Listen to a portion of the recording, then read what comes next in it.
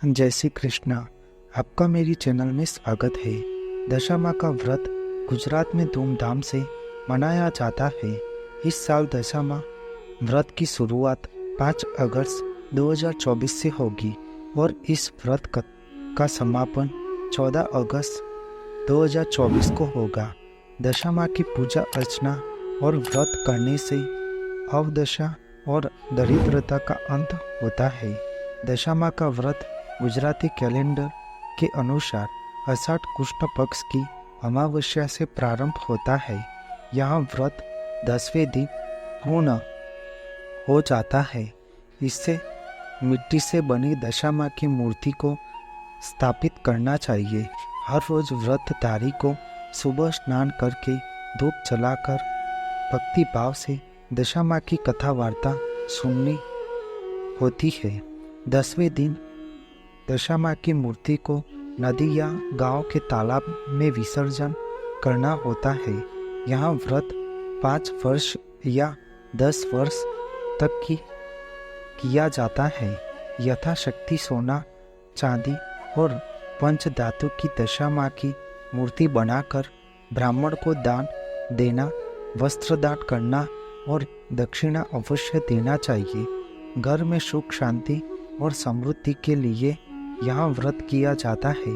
दशामा व्रत की कहानी इस प्रकार है कि एक नगर में खूबसूरत महल था। उसमें राजा रानी भव्य शान से रहते थे। उन्हें कोई चीज की कमी नहीं थी। एक दिन रानी ने अपने महल की खिड़की से देखा कि नगर की स्त्रियां कोई व्रत कर रही है। अपनी दासी से पूछा तो उसने बताया कि यह स्त्रियां दशामा का व्रत कर रही है। तब रानी के मन में भी यह व्रत करने का विचार आया। तब रानी ने राजा से बात की। तब राजा ने अभिमान से कहा कि रानी साहिबा, हमारे पास सब धन दौलत सब कुछ है। इस व्रत को करने से दशामा हमारा क्या भला करेंगी, इसलिए तुम्हें दशामा का व्रत लेने की आवश्यकता नहीं है। राजा ने अहंकार वश दशामा का अपमान किया।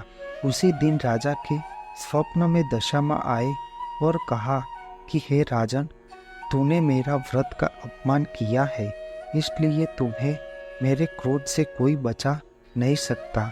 आज से तुम्हारे पड़ती के दिन शुरू होते हैं। तब राजमहल में सब कुछ धन अनाज सब अना फना हो गया। राजा रानी गरीब बनकर रास्ते पर आ गए। राजा रानी अपने 2 कुंवर के साथ नगर से निकल गए। यह सब दशामा की ही लीला थी। रास्ते में जाते समय अपने 2 कुंवर को प्यास लगी और वह तालाब में जैसे ही पानी पीने गए तो दशामा ने उन्हें अपने पास बुला लिया। राजा रानी को समझ आ गया कि यह दशामा का अपमान करने का ही हम फल भुगत रहे हैं। वह कल्पांत करते करते रास्ते में आगे बढ़े और काम करने की उम्मीद से वह किसी खेत में मजदूरी करने जाते तो वहाँ के फल फूल नष्ट हो जाते। माली ने उन दोनों को पापी समझकर भला बुरा कहकर काम से निकाल दिया। रास्ते में आगे बढ़ते हुए अपनी बहन के नगर में जा पहुँचे, लेकिन ऐसे वेश में वह अपनी बहन के घर नहीं गए और अपनी बहन को संदेशा भिजवाया कि नगर के बाहर एक पीपल के पेड़ के छाए में ठहरे हैं। बहन को संदेशा मिला और बहन को विश्वास ही नहीं हुआ कि मेरा भाई ऐसे हाल में मुझे मिलने नहीं आता। तब बहन ने सुखड़ी बनाकर भाई भाभी के लिए डिब्बे में भिजवाया। उस सुखड़ी के साथ सोने का हार भी भिजवाया, क्योंकि मुसीबत में भाई को काम में आ जाए। राजा रानी ने डिब्बा खोलकर देखा तो उसमें सुखड़ी की ईंट बन गई और सोने के हार का सांप बन गया। राजा रानी समझ गए कि यह सब दशामा का प्रकोप है। यह सब जमीन में गाड़कर राजा रानी आगे चल दिए। आगे जाकर राजा रानी ने एक वाड़ी के मालिक से खाने के लिए भोजन मांगा।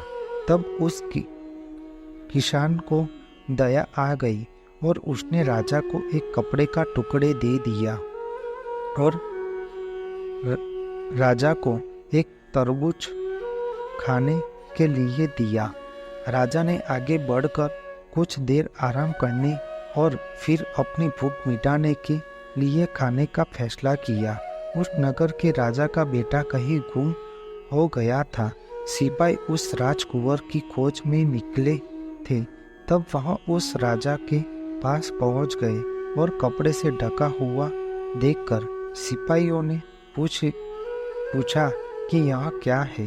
तो राजा ने कहा कि यह तरबूज है। लेकिन सिपाही ने देखा तब वह राजकुंवर का सिर था, इसलिए उसे पकड़कर राजमहल में उस नगर के राजा के पास ले गए। राजा यह देखकर क्रोधित हुआ कि इसने मेरे फूल जैसे कुंवर को मार दिया, इसलिए राजा ने उसे कैद करके जेल में डाल दिया। राजा समझ गया कि यह सब दशामाँ का ही प्रकोप है। अब रानी अकेली पड़ गई।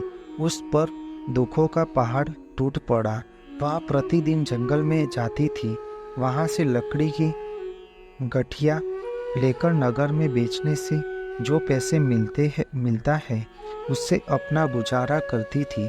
इस प्रकार दिन प्रतिदिन बीतने लगे। जब आषाढ़ मास की अमावस्या तिथि आई तब उसने दशामाँ का व्रत करने का निर्णय लिया। रानी ने पूरी श्रद्धा और विश्वास के साथ दशामाँ का व्रत किया। उसने इस 10 दिनों तक उपवास किया और दशामाँ की विधिवत पूजा अर्चना की। रानी का भक्तिभाव पूर्वक व्रत करने से दशामाँ रानी पर प्रसन्न हुए और उसका दुख हरने का निर्णय लिया।